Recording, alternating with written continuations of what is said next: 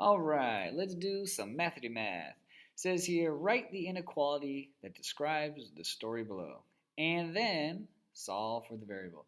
So step one, it says here it wants us to write the inequality. Okay, well, let's go look at the story and see if we can figure out what this inequality needs to be. It says here, Lulu has found 3 magic potions that she likes, costing $250, $226, and $125. She has saved $42 already, okay? And she has a job where she earns $10.50 per hour. Per, that's an important word. Let's remember that. I'm going to put a little per, right? Okay, that means it's a rate. We're going to use that later. And then it says, well, how many hours will she have to work in order to afford one of these potions? Okay, round your answer to the nearest whole hour. Okay, so one of these potions, that's a little vague. I guess hypothetically we could choose any of the ones we want, but let's just say she really wants a potion, so we're gonna look at this one. Let's say that's the potion Lulu wants. Okay, Lulu. So when we tackle these problems, I think it's really important to just kind of retell the story in the context that we understand. We know there's going to be an inequality, so there's going to be 2 sides of the story, and we want to kind of make sure that those 2 sides make sense. So first things first, let's think about what's going on with Lulu's money. We know out the gate, Lulu has $42. She's already saved that up, and that's good job, Lulu. Good job saving money. Okay, and we know that her money can increase. She can get more money. If she works, she can get more money.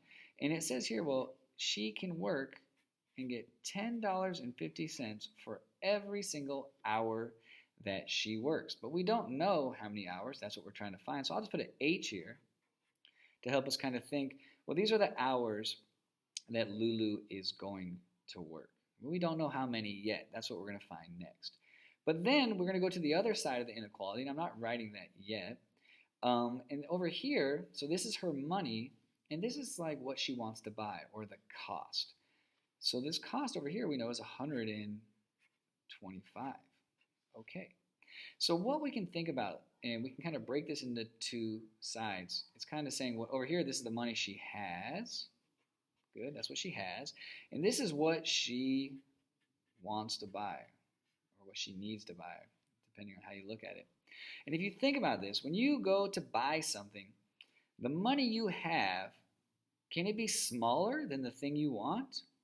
I mean, if the money you have is smaller than the thing you want, and you still go home with the thing you want, well, that means you stole it. And we're not trying to steal nothing today.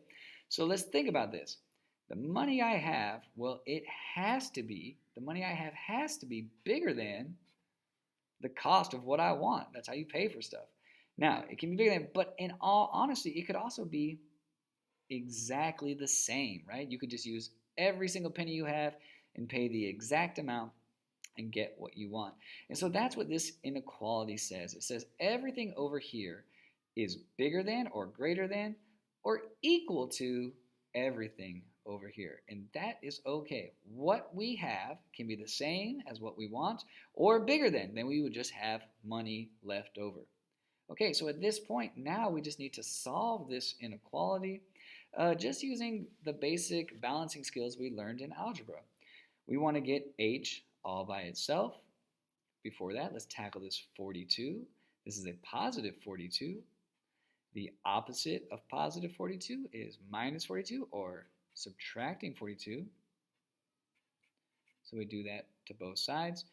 42 minus 42 is 0, so we're left with $10.50 per hour. Let me just come down here so you guys can see that a little better. There we go. $10.50 per hour is bigger than or equal to, turn that a little, there we go, is bigger than or equal to 125 minus 42. Well, 125 minus 42 is 83. Okay, one step closer. Now we want to get h by itself, but h is not alone right now. It's being kept company by this $10.50. And what is that $10.50 doing? It is multiplying. So we do the opposite. The opposite of multiplying is dividing. And of course we balance it, so we do it to both sides. So this will cancel, and we'll have h is greater than or equal to, and we do 83 divided by 10.50.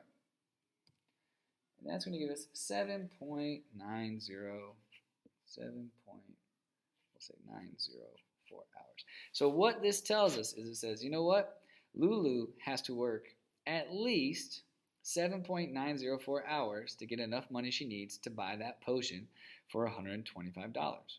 Could she work more? Of course, she could work more. She would just have more money. But she couldn't work less because then her money wouldn't be enough. And then carefully, it says here, round your answer to the nearest whole hour. So we're going to round this up to 8. And so real quick, if we remember, the question did say write the inequality. So I kind of scattered it out here in my work, so I should probably write it nicely so we can see the answer. So my inequality is 42 plus 1050h is greater than or equal to 125. That is my inequality. And then the second answer, well, how many hours? We could just say 8 hours because it told us to round to the nearest hour. All right, there you go. Good work. And thanks for doing some Mathity-Math. If you want more practice problems, please don't forget to subscribe below. And also, if there's a problem type you want me to work on, just leave me a comment below, and I will make sure to try and make one of those problems just for you. Thanks for watching. Bye.